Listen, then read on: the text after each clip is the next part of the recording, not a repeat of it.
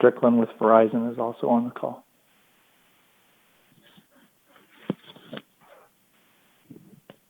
Good morning.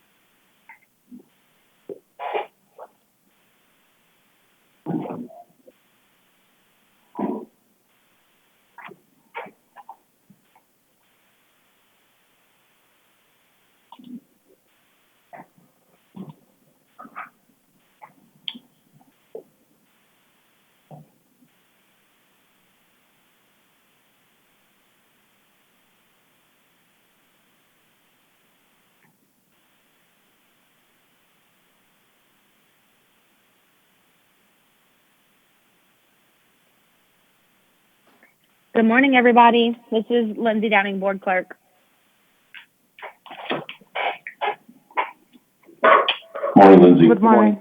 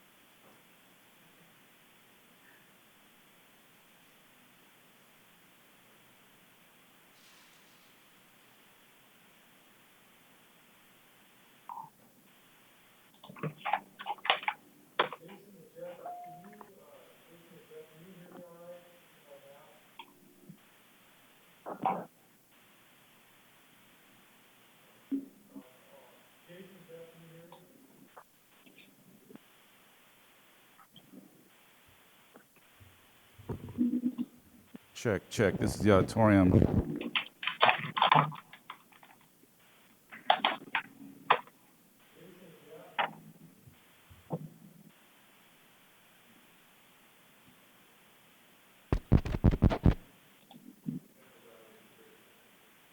Yeah.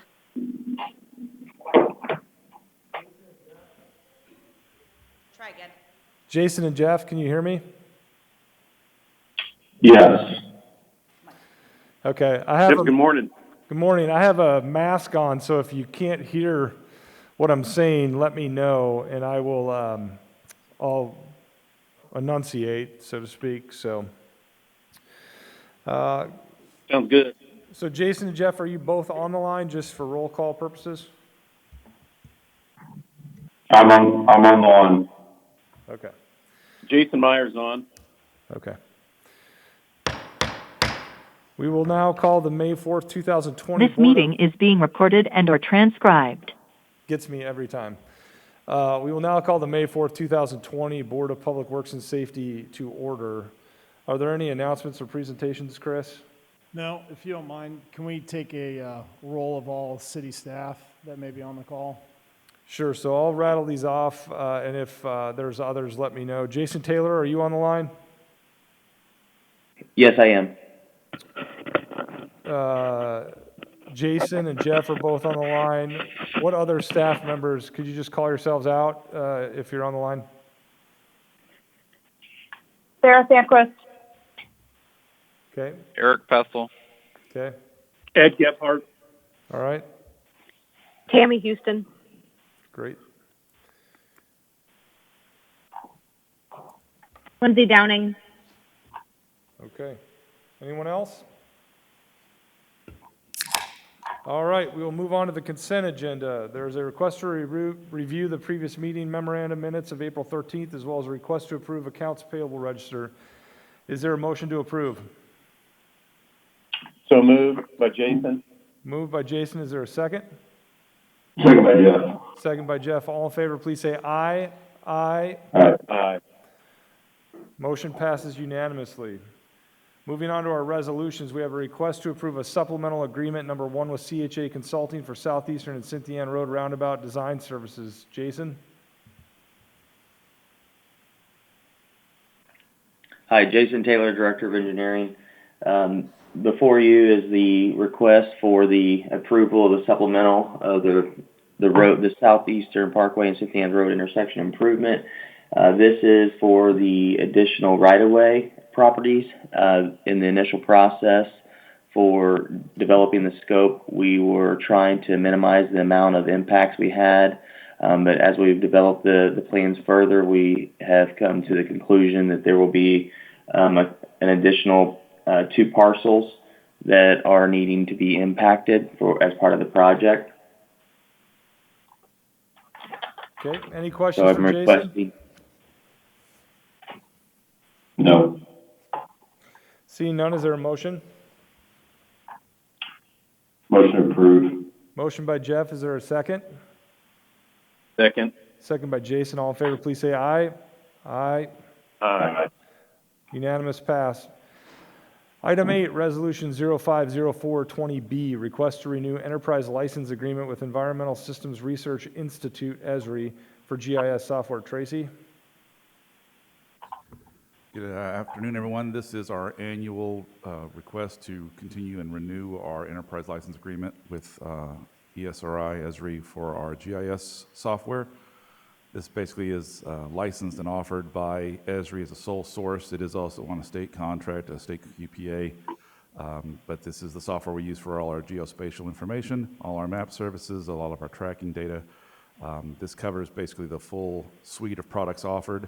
So there's no cost, no additions, and it is licensed by ESRI to cities and municipalities by city population. So we're right at that edge underneath 100,000, so we're still at the same pricing that we are annually every year. Happy to answer any questions. Thank you, Tracy. Any questions for Tracy regarding the software contract? Seeing none, is there a motion to approve? So moved. I'll say Jason made the motion. Is there a second? Second. Second. Second by Jeff. All in favor, please say aye. Aye. Aye. Motion carries. Mayor, you skipped item number 7. I did, didn't I? I'm sorry. So let's move back to item 7, request to approve a bid for construction agreement for the Fishers ADA Improvements 2020 contract. Jason. Jason Taylor, Director of Engineering. Before you is the request for the CDBG allocation. Every year, the city receives annual allocation to improve curb ramps and other ADA facilities throughout the city.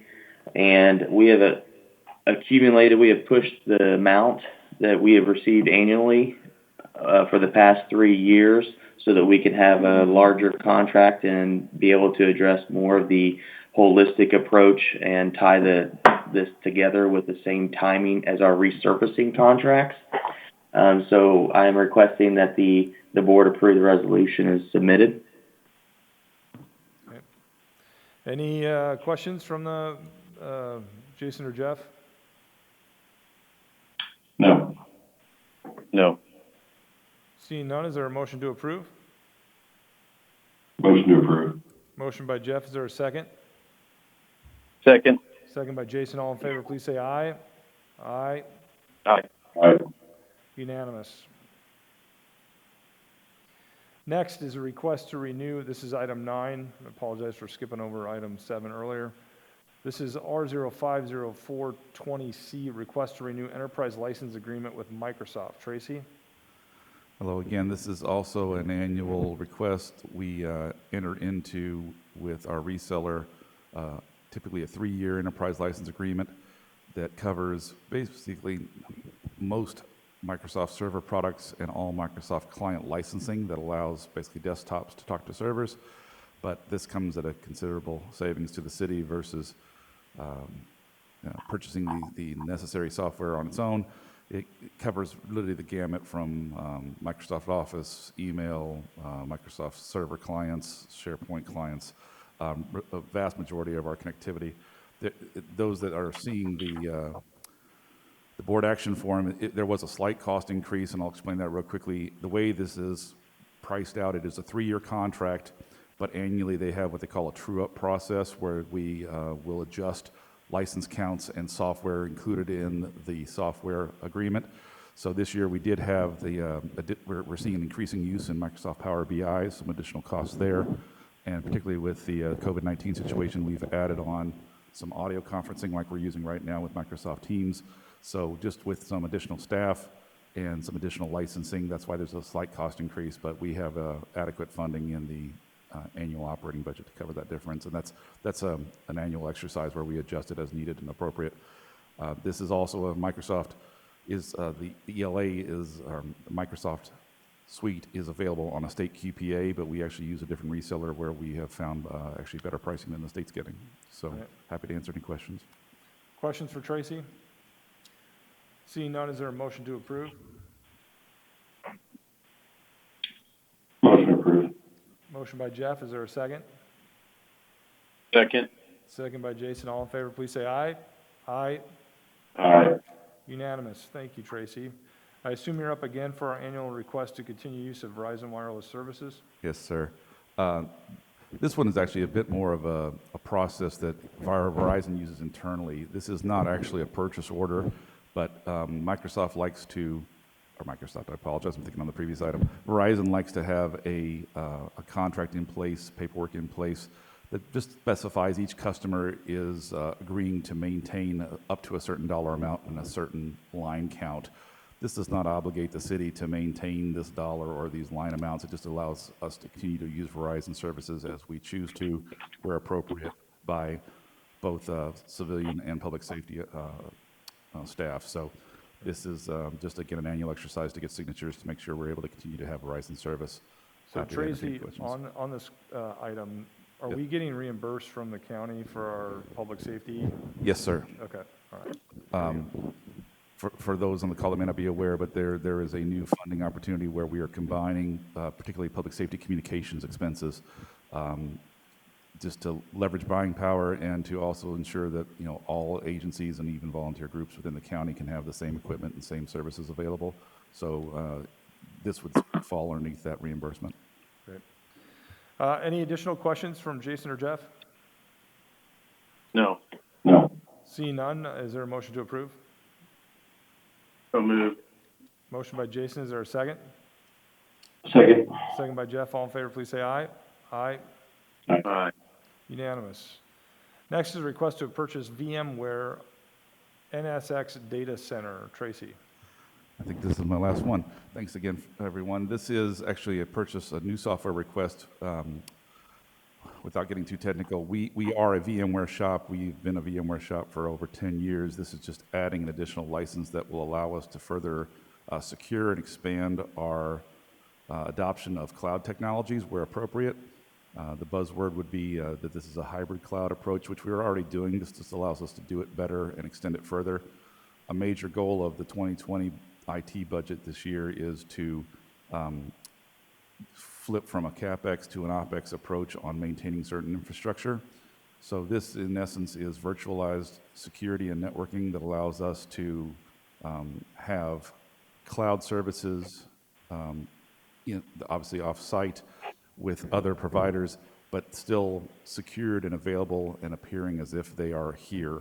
So this, particularly in these times, will be useful to ensure that we have high availability and flexibility, the ability to scale up and only pay for and use what we need versus every 5 years having to spend larger dollars to keep hardware on premise.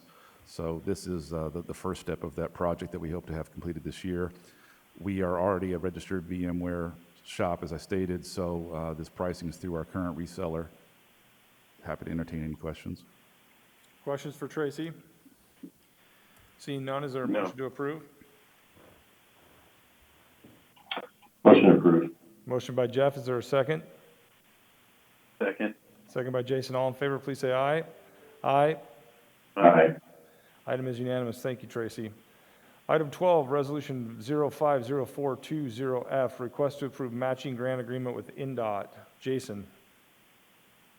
Jason Taylor, Director of Engineering.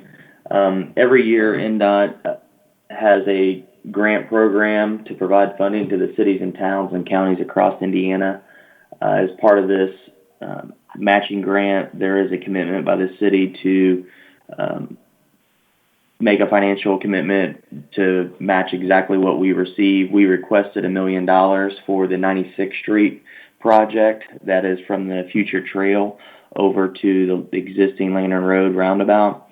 As part of that, we will be doing a lane utilization, grass median, and signal improvements and other miscellaneous improvements. And I'm requesting that the board give the mayor approval to sign this agreement so that we can move forward with awarding the project, which is an item later on. Great. Any questions for Jason on this? Seeing none, is there a motion to approve? So moved. Motion by Jason, is there a second? Second. Second by Jeff, all in favor, please say aye. Aye. Aye. Motion carries, unanimous. Next item is R050420H, request to approve a resolution to reduce the speed limit on State Road 37 during construction. Jason? Jason Taylor, Director of Engineering. As you can see in the exhibit, we are requesting the reduction of the speed limit to 45 miles per hour from just north of 146th Street down just south of 126th Street. This is part of the State Road 37 corridor project. During the 37 agreement process, we have coordinated with NDOT to retain the ownership, maintenance, and jurisdictional rights over this roadway during construction, in which we would then relinquish it back to NDOT. We have coordinated with them on this speed reduction, and they are in agreement, but we need to make sure that we take it through our process and ordinance. So we're requesting this be approved as presented. So this is a legal question, Chris. If we change the speed limit down and it's a construction zone, if we pull someone over in that area and because they're over the speed limit, is that written against the construction fines or is it written against a regular speeding ticket? Right, that's correct. So it'd be written as a construction zone fine. So two things here that Jason went over. Number one is that NDOT has relinquished that authority of State Road 37 within our jurisdiction for the duration of the construction. So we have authority to implement that construction zone speed limit within our jurisdiction. However, just like every other construction zone speed limit authorized in the state of Indiana, the ticket has to be written against that construction zone speed limit, so the applicable fees will have a portion sent to the state. Okay. Jason or Jeff, do you have any questions on this? No, I'm good. Okay. Is there a motion to approve? So moved. Motion. Second. Got a motion by Jason and a second by Jeff. All in favor, please say aye. Yeah. Aye. Aye. Motion carries. Next item is Resolution 050420I. Resolution ratifying license agreement and approving amendments to farmers market vendor agreement. Sarah Sandquist. Hey, Scott, Mayor, Yes. did item 13 get removed? Oh, I'm sorry. Jeez, I thought I did that one. We'll get back to that one, but Sarah, do you want to go ahead and start on the farmers market since I called that one up? Sure. Yep, absolutely. So this is a ratification to the license agreement, or I'm sorry, to the vendor agreement, just stating that we're going to do an online market for the first part of our farmers market. Right. Any questions for Sarah on this? No. Seeing none, is there a motion to approve? Motion approved. Is there a second? Second. All those in favor, please say aye. Aye. Aye. Unanimous vote. We will move back to item 13, a request to approve a bid award for resurfacing of 96th Street between Nickel Plate Trail to Lantern Road. Jason? Jason Taylor, Director of Engineering. This goes in tandem with the community matching grant, crossing matching grant program that you approved here previously. This is the actual project and the award of the bids to E&B. We advertised these bids with a bid opening on April 21st of this year. We received 5 bids, and as part of those bids, we had the engineer's estimate at $2.7 million. Our original budget amount was $2.5, with the understanding that we would be able to remove a few items if necessary. And with E&B coming in at $2,418,969.69, we have reviewed in detail and through our consultant and are requesting the award of this project to E&B so that we can move forward with the pre-construction meeting and the construction of the corridor. Great. Any questions on this bid award? Seeing none, is there a motion to approve? Motion. Motion by Jeff, is there a second? Second. Second by Jason, all in favor, please say aye. Aye. Aye. Aye. Item passes unanimously. For Jason and Jeff, just so you're aware, we have a number of residents here today, and I apologize for moving quickly through that part of the agenda, but I didn't want to tie all of you up for an extended period of time. And to be respectful of all of your time, I'm wondering if there's a number of you here for a particular neighborhood, then we'll try to move that to the front of the list so you guys can move on with your day. So I think I heard that there was 2 neighborhoods in particular, Chris. We have Harrison Lakes. How many of you are here from Harrison Lakes? Got a couple. And there was another, Lantern Ridge, is there? Okay, so we got a few here from Lantern Ridge and Harrison Lakes. Connor Knoll? Okay. Connor Knoll wins the first round of this conversation. Yes? Yep. Okay, Gatewood. We're going to do all of them, but I'm just, yeah, we'll knock, you guys got here, you guys came out today, so we want to make sure we'll get you through quickly to be respectful of your time. So we'll start with Connor Knoll, and we'll go from there. And I apologize to our folks taking minutes that we're moving around here a little bit, Mayor, do you think it'd be helpful before we got started again to do kind of a brief overview for purposes of the folks who are joining us today? Yes. Similar to what we did. That'd be helpful. So for the record, Chris Greisel, attorney for the City of Fishers. We went over this at our last board meeting where we identified and processed our first 5G permits, but for the folks here today and those listening, I want to make sure we go over it as well again. This board has spent a lot of time discussing small cell towers going back to 2015, and as the board's well aware, our regulatory authority with respect to small cell deployment is extremely limited, and it's preempted by federal law. Under the Telecommunications Act of 1996, Congress tasked the FCC with creating rules for the implementation of telecommunications consistent with the Act.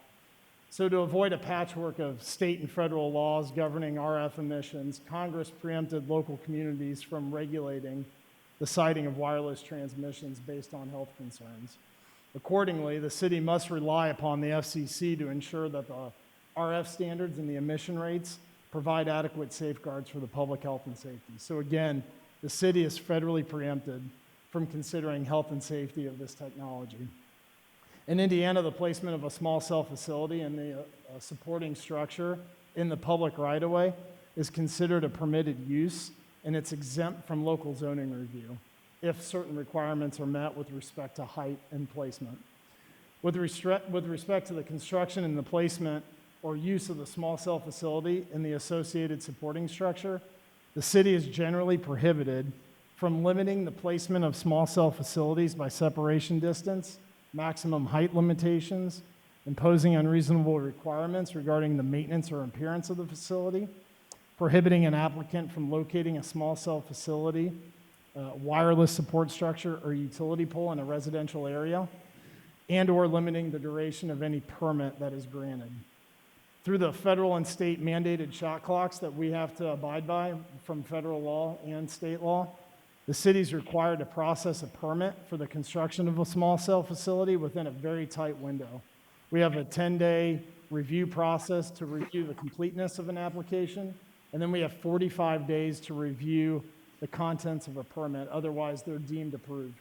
And that's a federal law, also replicated by a state law. Last month, as I was reviewing with the board, the city has implemented about 115 small cell facilities in our community already. To date, those are largely in our public rights-of-ways, in our major thoroughfares. So 116th Street, 126th Street, Allisonville Road, et cetera. With respect to residential deployments of this technology, the board has done more than most communities in the state of Indiana have been fortunate enough to do. In 2017, the board responded to state legislation, which only gave communities 2 days to implement a waiver process to be able to have the conversation that we're having today, which is being able to understand where these residential placements are going from Verizon from a board perspective of trying to maintain their balance of keeping aesthetics in the community. However, know that without this process, we wouldn't be having this conversation today, and these small cell infrastructures would be deployed without any kind of city process. Over the past year, the city's met with all telecommunication providers in an attempt to discuss 5G rollout in our community, which specifically included residential deployment. So understanding that this was in our foreseeable future, the city developed a comprehensive plan, a website to address a lot of these concerns. The requirements by law when we addressed this 5G residential deployment was to make sure that HOAs could sign up for notification within their jurisdiction. Additionally, and above those legal requirements, the city board also adopted a policy above and beyond that to notify any resident within 200 feet of a proposed location so that everybody could be in correspondence with both staff and the telecommunication provider in an attempt to try to work out a deal before coming to the board. Finally, we know that there's been several comments that have been received either from you individually, and there's members here that are going to be able to speak today, but from those who are not in attendance due to COVID and submitting those comments. Those have been received by the city. They've been distributed to all board members, and they will be submitted onto the record as if those members were here speaking today. So with that, I'll turn it back over to you, Mayor. Thank you, Chris. And we'll take Connor Knowles' two items, R050420CC and R050420DD. We'll take comments from the residents at this time. for either one of those sites if you'd like to move forward. Just when you come up, make sure you state your name and address for the record. Hello, my name's Louis Mijak, and I'm a resident at 8570 Knoll Crossing. And I'm here to address the application for right-of-way waiver ROW-20-154, marked on your agenda as Resolution R050420CC. According to what my findings are, the applicant has not endeavored to demonstrate the city's preference for co-location. The antenna layout plan on sheet C3 of the proposal has a blank area where the third antenna may go, but assumes the user will use the same model antenna as Verizon. State law deems that a small cell facility to be up to 6 cubic feet, and this plan fails to demonstrate that another user with a larger antenna could fit on the pole. The plans also fail to demonstrate that the proposed location allows for another facility. Section C1, subsection D of the waiver procedure states that a waiver will typically not be approved unless verification has been submitted that the proposed structure cannot be accommodated on an existing or approved utility pole or electrical transmission tower or other structure for one or more of 5 listed reasons. There is no attached application with any explanation for any of these reasons. Furthermore, Section D1, subsection D, requires a sworn statement from the individual responsible for the choice of location demonstrating that co-location of wireless facilities on an existing wireless support structure was not a viable option. This is not present. The application is incomplete and must be denied. There is nothing in the application to indicate that the proposed structure was certified by an engineer to withstand natural forces, including ice and wind. The application is incomplete and must be denied. Finally, the city shall consider the general welfare of the community. I argue that this has not been considered because all applications for the neighboring subdivision of Linwood Hills directly to our west have been denied and leaves Connor Knoll with the inequitable result of having all poles in our subdivision. If these poles have a presumptive right to be in the city of Fishers, they should be spread across multiple subdivisions to better serve end users and ensure the visual impact is spread as equitably as possible without leaving a single subdivision to service all adjoining ones. Thank you, sir. Thank you. Chris, we could probably, Let's run through the comments we'll first. look at all the comments, and then we will answer your questions at the end. So they're not falling on deaf ears. We just want to make sure we get everyone's comments. Does anyone else want to speak on either of these 2 locations in Connor Knoll? You covered it? Okay, great.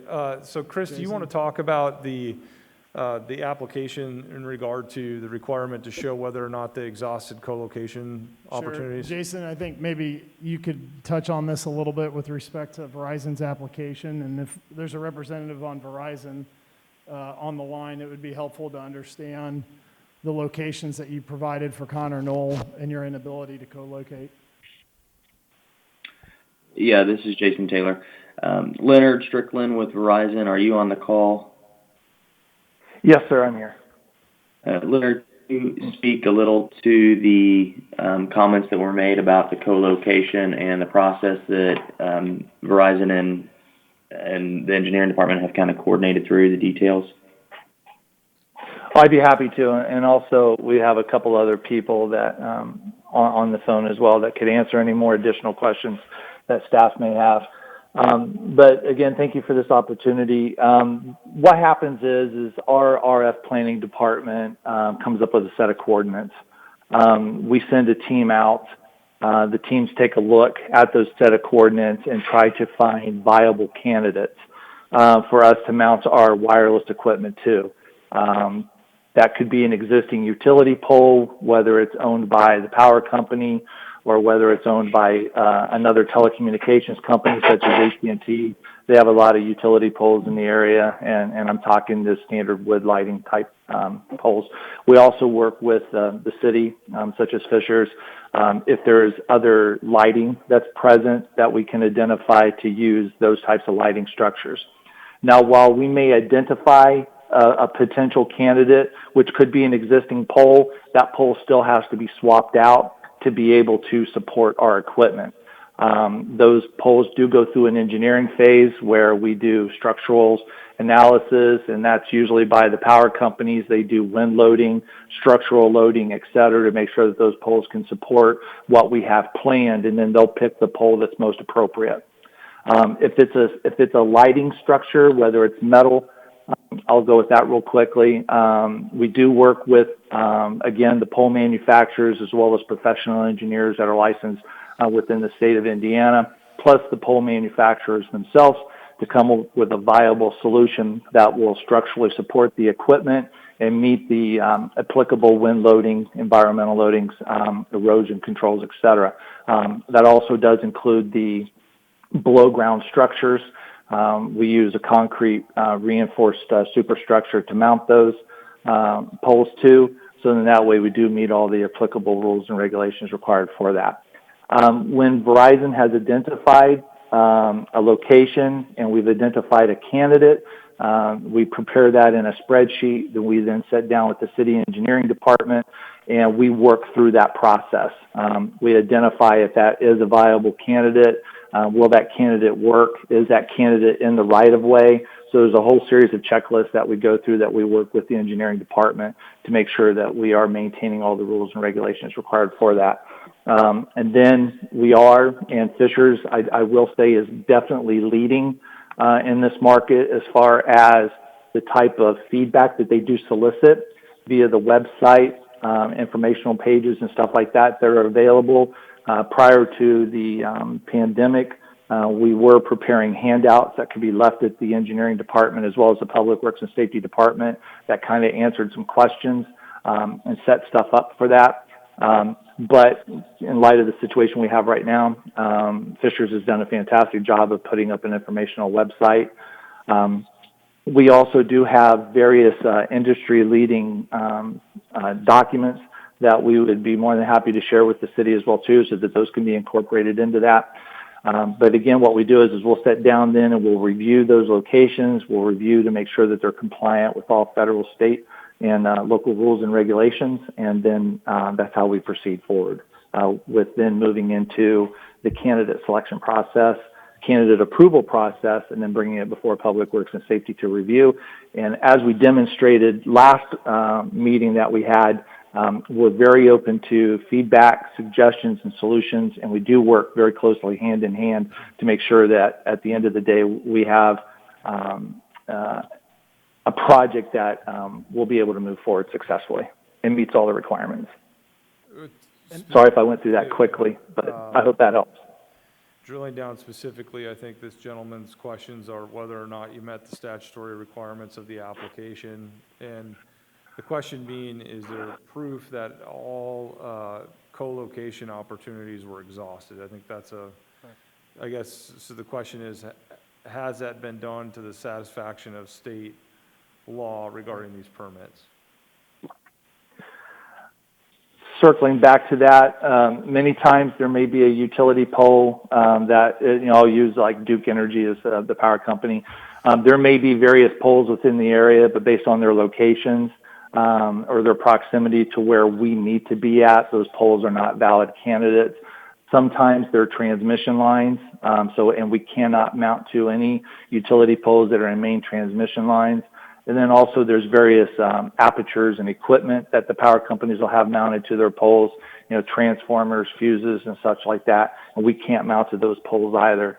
So that's part of our review process that we do work with the city engineering department, is to make sure that we are using the available infrastructure where infrastructure exists. Sir, you had a follow-up question? That is part of our checklist. Thank you. Yes, I would just like to put forth again that none of these concerns that I brought up previously are addressed in proposal ROW-20-154. The burden is on the applicant to demonstrate compliance with the waiver regulations, and incomplete plans cannot be approved based on a promise to comply with regulations. The board can only approve final and complete plans. So Chris, do you want to speak to, so, sir, if I could, I'm going to paraphrase here your well-prepared remarks earlier. There's the concept of, did they exhaust other co-location opportunities? And then there's the the plan documents that show whatever they were constructing is engineered in such a way that it meets the specifications required by state law. Those were the two inadequacies in the application that you reviewed. Is that fair? I just want to make sure I'm summarizing correctly. Yeah, I'm sorry, you said the, One is showing that we've exhausted all co-location Yes. locations. Two is making sure that the specifications for the design of the actual pole meets the safety and engineering requirements set forth in state law. yes. And there's, the application was absent or did not show any certification by an engineer. And that there was no attachment to the application showed that all other possibilities for co-location were Yeah. exhausted. Okay. So Chris, I'll you touch on the co-location aspect, but before that, Jason, could you give a brief overview on the construction process and where this goes from the permit that's available right now to the public, to the details of the additional engineering requirements before construction takes place? Yes. Once the board is approves a location, at that point, Verizon will receive their permit. They have up to a year to be able to do the installation of that structure, but in addition, they have to get the infrastructure to that proposed location for the fiber to the cell structure.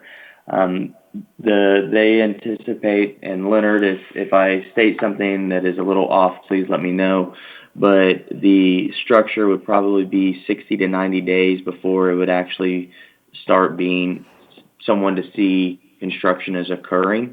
And then once that construction occurs, it'll be a 3 to 5 day construction timeline for that to be completed.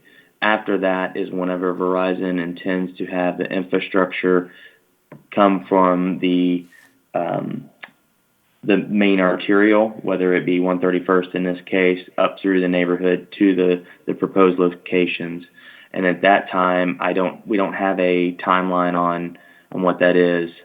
It could be 3 months, it could be 6 months, but ultimately they would have another permit they would have to submit through the engineering department to ensure they're following our requirements inside the public right-of-way. And then at that point, they would have a year to complete that work before the permit would expire. Does that answer your question, Chris? Yes, I just wanted to give some insight on the engineering review process during the application. So when we get a permit and we have the location, after the board's approval, this is a continual process with engineering review and check to make sure that the development of this infrastructure is going to meet all of our standards. Is that correct? Correct. Okay.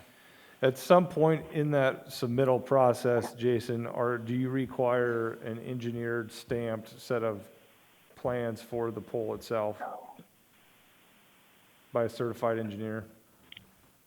They do have to submit us the standard pole structure that they intend to construct. It's not on an individual basis, but we can look at that to see if we need to do that in an individual basis versus a standard. Because when I say a standard, there's one that has the light structures on it. There's some that do not have the light structures. In addition, they have some that are different aesthetics aspects, and the actual location of the cabinets are at different locations on the structure. So just so we're answering this gentleman's questions, because I think it's important, and bear with us because, as Chris alluded to earlier and the Verizon person did, we're one of the few communities in the state, if not the country, that are actually trying to provide residents an opportunity to have a say in where these are going. So we're learning as we go as well. So when we say that they've exhausted the opportunity to co-locate, is there a written statement by the engineering department that says we've reviewed their options and agree that there are no viable options, so that we know, to this gentleman's point, that in the application that process has been gone through? And then second, on the engineering side of things, the fact that these are signed off by a certified engineer that says this pole can be constructed and maintained well. That's probably the 2 points I'm hearing from you, sir. Is that fair? So Jason, the only thing on this, I would say to help residents understand that we met the requirements of our application process is to be able to communicate effectively that we've gone through those processes. We've reviewed everything Verizon has in terms of co-location opportunities, and we agree that there are no locations. We may be doing that, but I don't know that we're communicating that on the application. And the second piece being just having a certified engineer in the engineer drawings in the submittal of those pole specifications would be the two. Yes. So on the first co-location, I can assure you that in the residents there, that we do coordinate with Verizon on the location of those to identify if there's any opportunities for co-location at the time of installation. Speaking to the second item related to the engineer's plans, Tammy Houston, who is the engineer for the city that is reviewing these permits and coordinating directly with Verizon on them. Tammy, are you online on the call? Well, let's do this, Jason, for the sake of time, because I want to be respectful of everyone here. And we're still learning as we go, and I think I can hope and appreciate that Verizon would appreciate this as well. To the gentleman's point, he should be afforded, and his neighborhood should be afforded more time than today for us to say, hey, we've done this, trust us. If we could table these two items and provide you the certified engineering as well as a written statement by our engineering department that they've exhausted all of these options, if that is indeed the case, and then we can bring this item back at a later date. Mayor, alternatively, you could approve it contingent upon the statements coming forward after the meeting. Yeah. Sir, did you have another comment or question? Yeah, I just want to say that sounds good, and that I'd also like to direct the attention back to the waiver procedures that clearly state that a sworn statement from the individual responsible for the choice of location demonstrating the co-location of wireless facilities on an existing wireless support structure is not a viable option, as well as the 5 reasons that are listed for why co-location is not possible under section C1, subsection D, and that in addition to all the engineering. Yeah.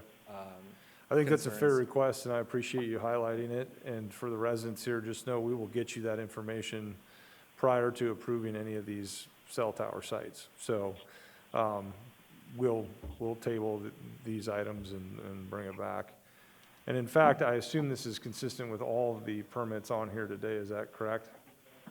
So I think it's only fair to all the residents that we not file these permits and approve them today or consider them today if you don't have complete information. So we will we'll put all that together, circulate it back to all the residents. Verizon, if you're frustrated, I apologize, but I'm not going to pass an application that isn't complete. So we will table all of these for this meeting and provide information and bring it back at the next meeting. Mayor, sorry, go ahead. I was just going to say, outside of these concerns, do you want to get any residential concerns in addition to these for the record right now to have for staff? We can do that, yeah. If people just in general want to talk about the location of them, we can do that. But I will tell you that we won't be approving or turning down any of these locations today. So if you'd like to share just general concerns about ones, we will take note of those now, and then we'll add that to the record for consideration at the next meeting, if that's fair. So if we want to just, each person that's here want to share their concerns about a specific location, just come up, state your name, the location, and we'll go from there. So. Hey, Scott, can I jump in real quick? I appreciate the gentleman and the detail he provided. Did suggest that we deny the Linwood Hills applications, and I'm not sure either one we've considered them or two that they've been denied, and I guess I want to clarify that as well today, because I don't recall that, and I certainly don't recall denying the in that neighborhood. What was it? I'm sorry. This is Tammy Houston. I can speak to the Linwood Hills locations Yep. specifically. Linwood Hills is an unannexed area of the city of Fishers, so that is under the jurisdiction of Hamilton County Highway, and they will be reviewing those locations. It is not that the locations have been denied, it's that the city We have will no not be issuing jurisdiction any in Linwood Hills. Correct. I Great. Thanks, Jimmy. believe that's Mike Colby behind that map. It is, yes. This is Michael Colby. Yeah. Live at 7105 Coldyke Drive. I'm president of the River Glen Homeowners Association. And let me just say parenthetically, I appreciate the city's efforts in getting ahead of this. I've been to many meetings. I've been on your website. It does contain a lot of information. I think the downfall, in my opinion, is with Verizon. And I got a notice that I had some towers that were going to go into my community, and I could object for aesthetics, but I don't have any idea what the towers look like. Okay. I've been told you can drive up and down Allisonville Road and 116th Street, but I just heard someone say you can have some that have lights or no lights. So no one's approached me from Verizon and told me this is what's going to get. The areas that have been identified well, I have many areas within River Glen. And my question is, I just have 2 sites that are being acted upon, and I don't understand. There's one on the Pinbrook and another one right around the corner.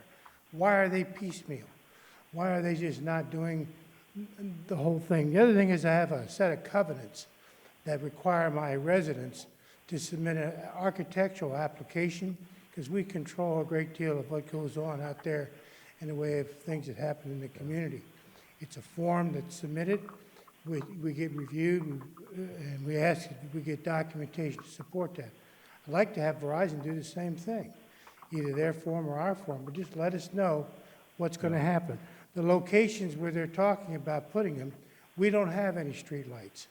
We have a covenant that requires each homeowner to have a Yard light. lamp post, and they comply. You can drive down that street and you can see that. And that's true in most of the interior, well, all the interior roads within River Glen. Kind of a parenthetic question.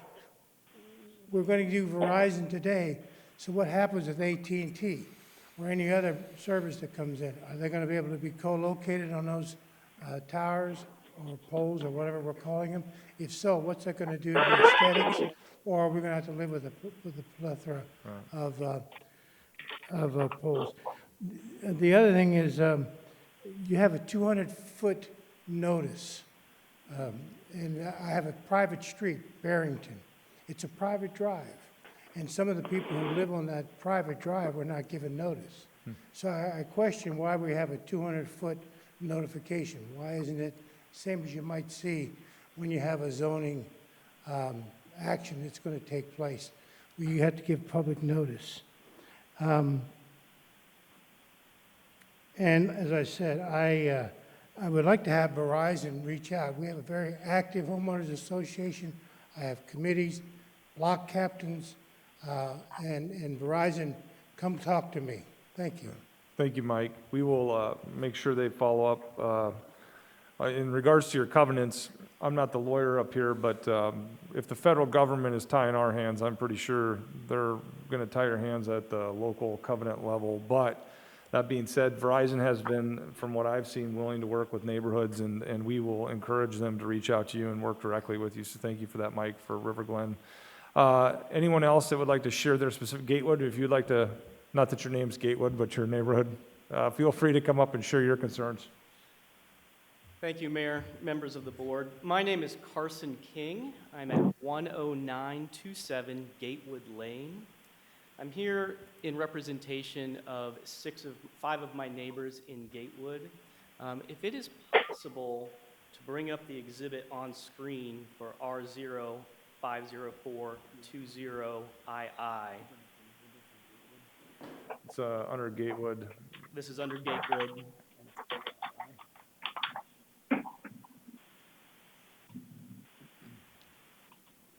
If you scroll, there should be a satellite, yes, there's some satellite images and schematics. Scroll down to the satellite image. Thank you. That's perfect. So we residents, 6 residents of this area, are concerned by the proposed construction location of the cell node. We would like to suggest a better alternative site. Verizon's proposed site, as you can see in the satellite image, is a cold-loop island legally considered limited commented property of those homeowners, which is the center focal point of all 6 of our properties.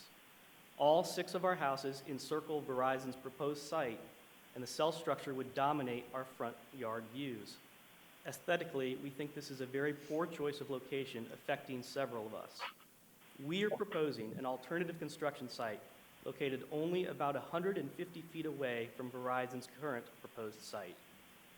Homeowner Eduardo Nieto of 10881 Gatewood Lane is willing to allow our proposed alternative site on his property. We believe our proposal is mutually beneficial to both Verizon and to us residents. Our suggested site allows for Verizon to build a cell structure in the same general area, and I would need to speak with Jason or a Verizon engineer, but I believe our location allows for the radio frequency that Verizon would require in contact with near towers, with near cell node structures. Our proposed site will have minimal impact on residents' views, and thus it is much more aesthetically pleasing. It would be a win-win situation for both Verizon and for us residents. We ask that an appropriate representative from Fisher's Engineering and/or Verizon contact me to hear our proposal. I have submitted one proposal to Gerard Franklin, but I never received correspondence back from him. And for the record, I tried to make online comments for this meeting, as did several of my neighbors. But the online form does not have a space to make comments. It's an information form allowing you to put in your name, your address, the type of meeting, etc. So several of us were not able to make those online comments. So in summary, we believe that it's aesthetically a poor choice affecting several of us. We have an alternative location just southwest, about 150 feet, that we think would satisfy Verizon's requirements, would not be in front yard views of 6 of the neighbors, and would be a win-win situation for both the company and for us. Thank you, sir. Jason and Jeff, allow you to jump in here too, but I can certainly understand your concern given the location of this proposed site.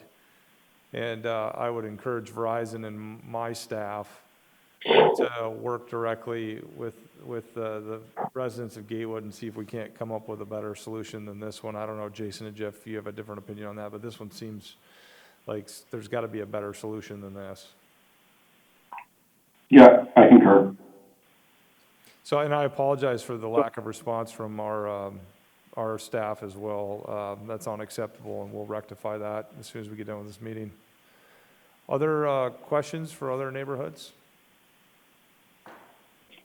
Oh, either one, race to the podium, yeah. Good morning. My name is Ryan Gall. I'm here from the Lantern Ridge neighborhood.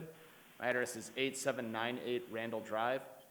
Furthermore, I am the father of Connor Gall, who is 9 years old, and Noah Gall, who is 11 years old. And I have a hard time calling it a post. I'm going to call it a tower. The tower is being proposed to put in the front corner of our front yard. And I think it's appropriate for us to come immediately following the previous speaker, as we have the similar concern that the pole will now, or the tower will now be in the front yard of really 4 of our neighbors. This is the 4th time I've submitted comments. The first 2 times I received no response. It wasn't until my 3rd submission where I CC'd you, Mayor, and several media outlets that I actually received a response from Mr. Franklin.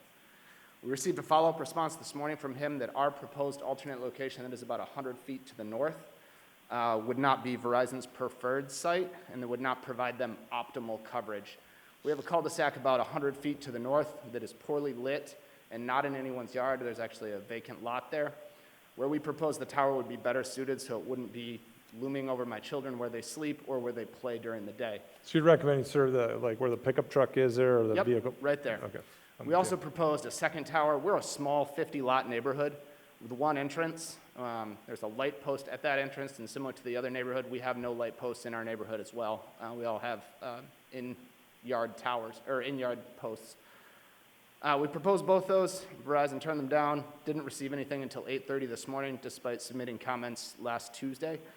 I did get a letter in the mail. No one has come to speak to us. No one has come to walk the neighborhood with us. And while I appreciate all the legalese, and I understand you guys have met the standard, I just feel like since I've moved to Fishers 9 years ago, I've been very proud to be a citizen here. And this is a time where, while there is a website, while there's all these documents, I don't feel like we're being heard. And I don't feel like what's being done is what's best for us, rather than it's what's best for Verizon. So I appreciate that consideration. I appreciate you tabling the vote today, and I ask that you also consider relocating it or possibly adding a second post so it does not have to sit in someone's front yard or overlook the views of 5 of our neighbors. Thank you, sir. And I apologize for your frustration with the response from our team. Verizon, if you could provide us and our staff a conversation about this and why this option isn't viable, that would be very helpful, either today or after this meeting, so we can find out why this wouldn't be a viable option. So let's put this on the list that we need to work through. Additional items? Yes, sir. Yep. Yeah, got to keep your social distancing in practice. My name is Joe Salerno. I live at 13945 Brisbane Drive. Been there about 23 years. Previously lived in Sunblest for about 7 years, so I'm a long-term resident. Enjoy living here, great community, all those kind of things. And I never come and do these things. So I just want to let you know this has gotten me to the point of just really being concerned. My property, or the pole, I should say, or tower, maybe a better way of saying it, is ROW-20-148. 148, you said? Correct. Okay. Excuse me, this is Jason. Yeah. Mayor, can you tell us which neighborhood so I can follow along here online? Harrison Lakes. Harrison Lakes, Jason? Okay. It's item B, Jason, in Harrison Lakes. Okay. All right. Thank you. Okay, go ahead, sir. Thank you. The biggest thing is the post, or tower, I should say, is directly in front of my house. Not just to the side, not property line. It's going to look horrible. One of my neighbors who's going to present shortly, I'm going to show you all a picture and say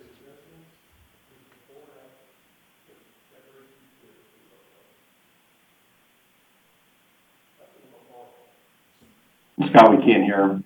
He's showing us a picture right now that he brought on a placard. Okay.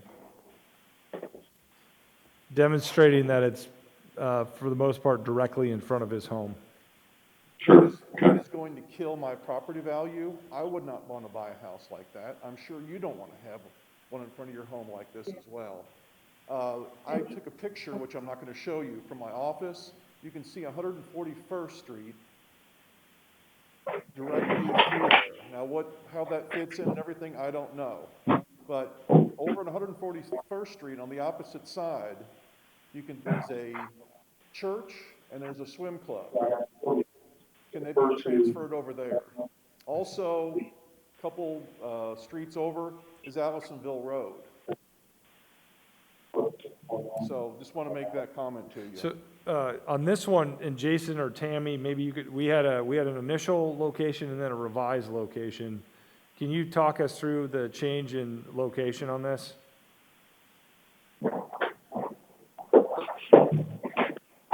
Yes. Tammy, go ahead. We did notice that the initial location was not on the property line. We did ask Verizon to move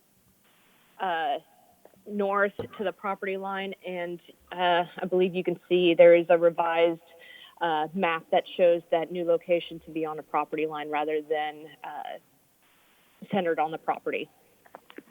So the only difference on this one was that originally it was located literally on someone's property, and we shifted it so that it's in the right of way. No, it was always in the right of way. It was just in front of the house, and we asked them to move it to be on a property line so it was not directly in front of the house. Okay. Can we still look at potentially moving it to Connor Knoll? No offense to those people. on the corner or to the entrance of the subdivision, which is, actually the picture I was mentioning, which I can share with you if y'all want to, you can look out my window and see that road.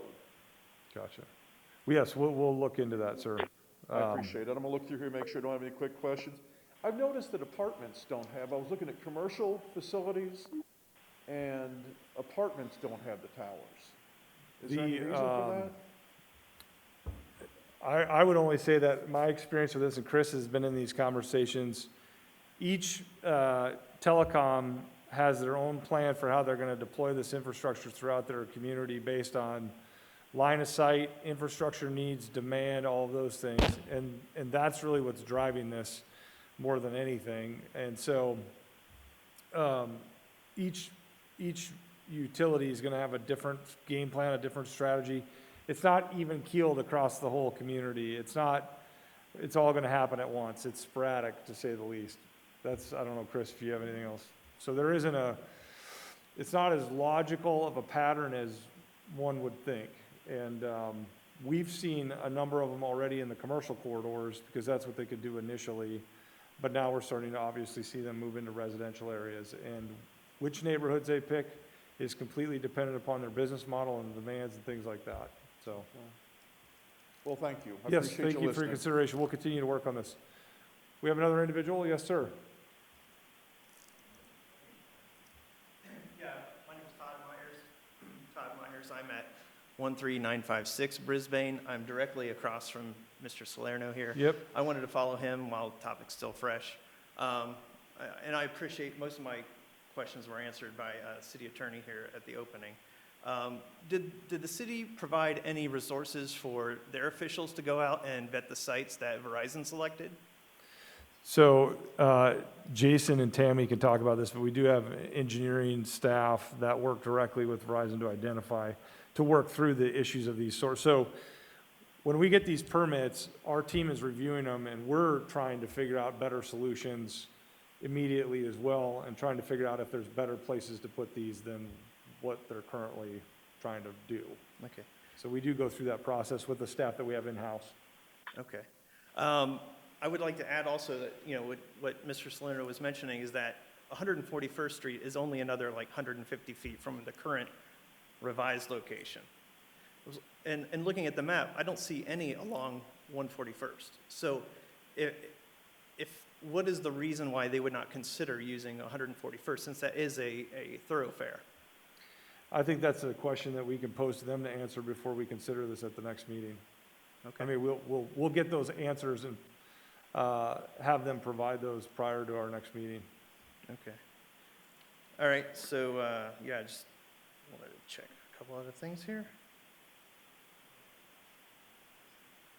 Yeah, Jason, I don't know if you've asked that question previously, but if not, we can follow up.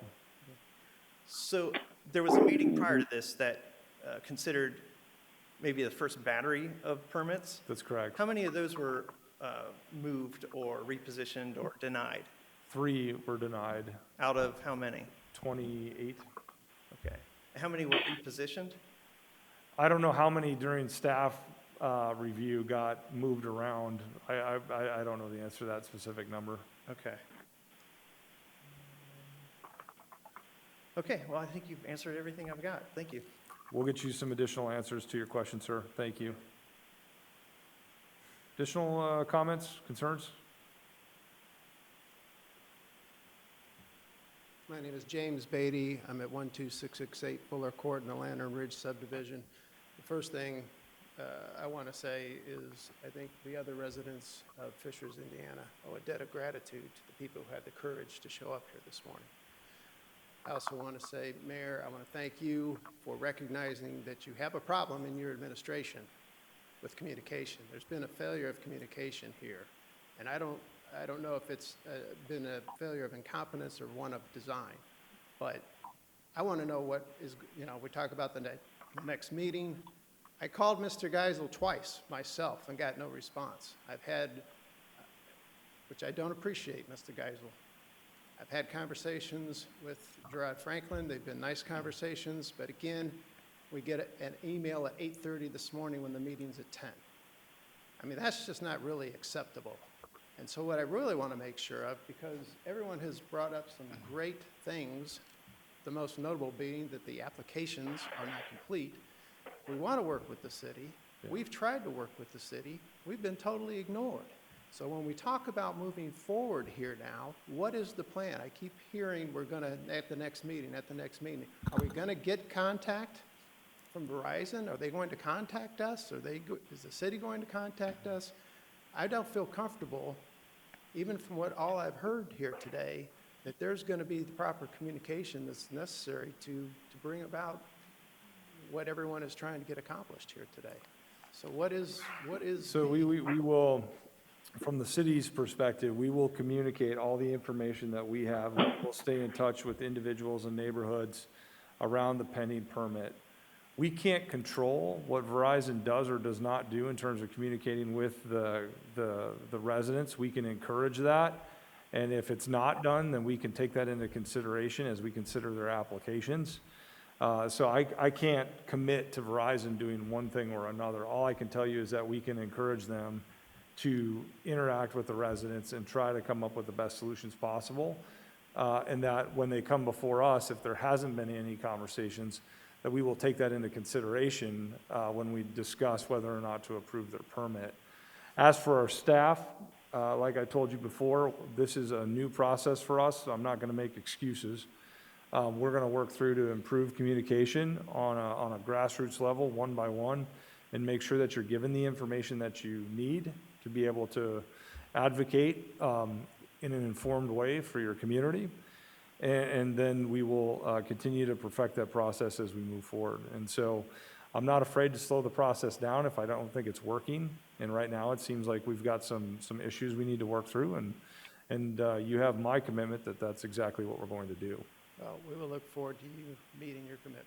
Thank you, sir. Thank you. Good morning. Yes, sir. Drew Dimitrian, 8794 Randall Drive, Fishers, Indiana. And I just want to follow up a little bit on Mr. Beatty's comments about kind of the follow-up process that you're going to implement. The email that we did finally receive this morning from Mr. Franklin denied our relocation request.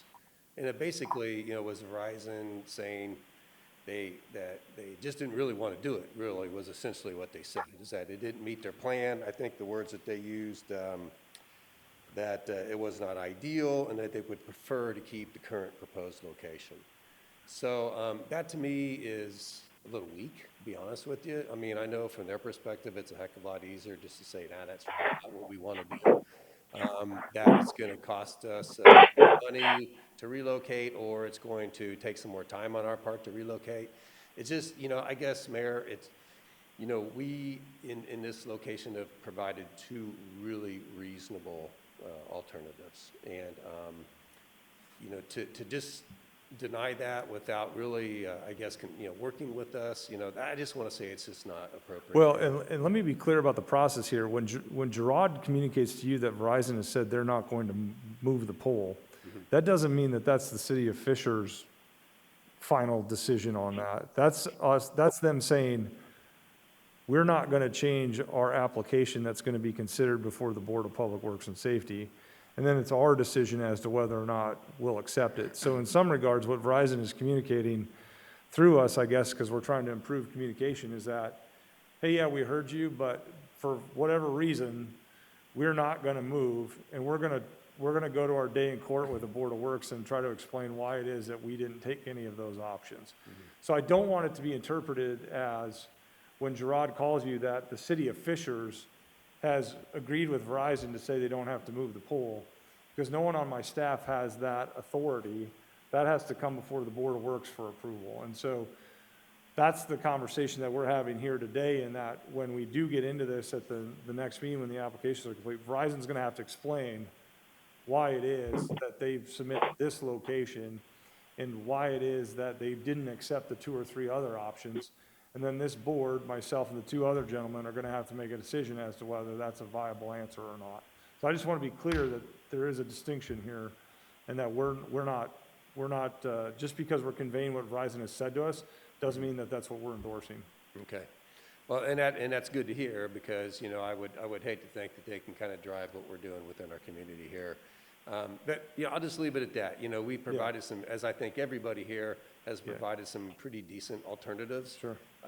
That might require a little bit of adjustment, on Verizon's part. But, I haven't really heard everybody say, we don't want this. Right. There probably are some feelings about that. We know that, the train has left the station on this. Now, let's figure out what works for everybody. And that's what we're hoping that you guys will do with us. I truly appreciate those comments. Thank you, sir. Thank you. Yes, sir. Good morning. My name is Mike Roof, 8586 Knoll Crossing. Kind of hitchhiking on the gentleman's comments. If these were going in, right? What I'm interested in is what Verizon has to offer. So, for example, if there is the ability to move a pole, what is the radius of that movement? Can it be 100 feet? Is it 150 feet? Is it 200 feet? Is it 500 feet? We don't know that.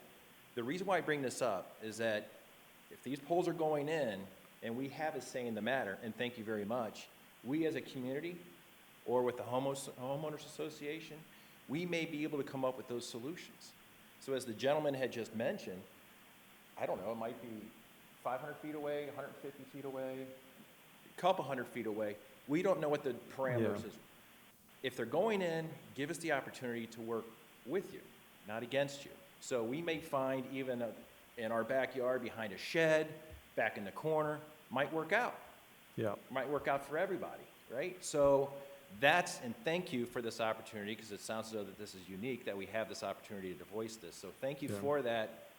Allow us to work with you. Yeah, that's a good point. And I know it's individualized, and I know Verizon will quickly say, and all the telecoms will say, well, it depends on each case. But we can try to find out some information on that and communicate it back to you directly so that you guys are aware, so that you can help collectively problem solve. I think that's what you're asking. I think that's a reasonable request. Yep. Every case is different. Give us our case, and we might be able to come up with a solution for you, if indeed the tower goes that, which obviously none of us want, but if at the end of the day it has to go somewhere, let us see if we can't work with you. So Appreciate that, sir. Thank you. thank you. All right. So we're going to need some official action here, Chris, to table all of these items. Let's just table items 16, and you can just do a blanket table over resolution 16 and the various locations underneath them. So Jason or Jeff, are there any follow-on comments before we consider a table of all items under 16? No. All right. No, Go ahead, Jason. No, I'm just going to say thankful for everyone coming out to express their concerns, so we can look at through that angle, So thank you. So let's entertain a motion to table item 16. Is there a motion? So moved. Is there a second? Second. All in favor, please say aye. Aye. Aye. So those items are tabled. They will, in all likelihood, be back by next meeting. We do have the record of the minutes here, so we will communicate with folks, and we'll try to get some answers to these, and we will have complete applications as we consider these moving forward. Thank you so much for coming out here today. Under regular items, unfinished and new business, we have item 19. These are the ones that we tabled at last meeting. If you want to go ahead and push these off to the next, or Yeah, let's push these off to the next as well. I want to make sure we've perfected our process before we approve these. So is there a motion to table item 19 as well? Motion. So moved. Motion by Jeff, second by Jason. All in favor, please say aye. Aye. Aye. Motion carries. Is there a motion to adjourn? Motion to adjourn. Is there a second? Second. Motion by Jeff, second by Jason. All in favor, please say aye. Aye. Aye. Meeting adjourned.